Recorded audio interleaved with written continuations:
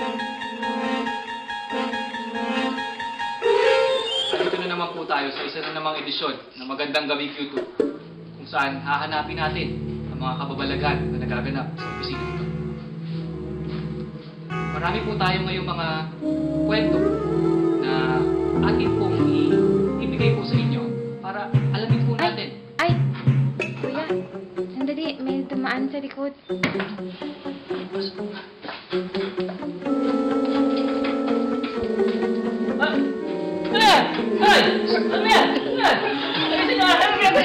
Nadaan lang, sir.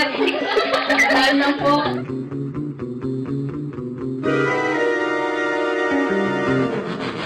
One late night, when all the 9 to 5 employees have left and gone to bed, I was still working on my strat plan. Then suddenly, I felt a shadow looking at me. Tried to ignore it.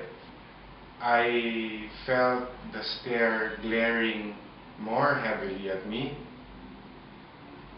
My hairs all over started to rise, and so did my willingness to finish the strat plan.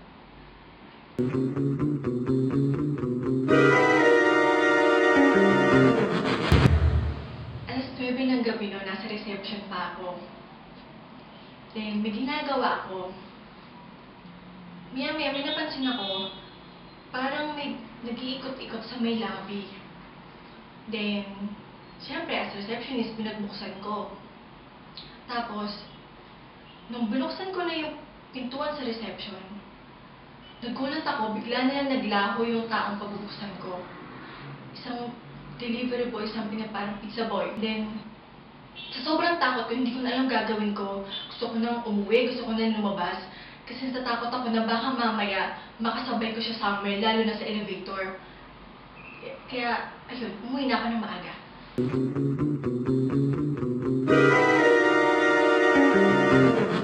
Isang gabi, may bigla akong narinig na kumalabog. Medyo kinabahan nga ako kasi nalaman ko ako na lang mag-isa eh. Kaya hinanap ko nga kung ano yung ingay na yun. Isang may biglang nagtatawanan.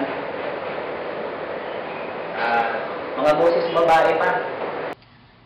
Andito tayo ngayon sa opisina ng Q2 para hanapin yung sinasabi nilang multo. Meron tayong kasamang Spirit Questor, si Kate Myong.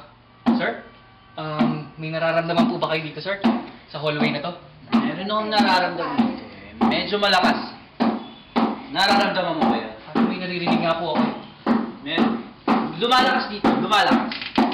Naku, parang doon po yata, parang may nakita po ako.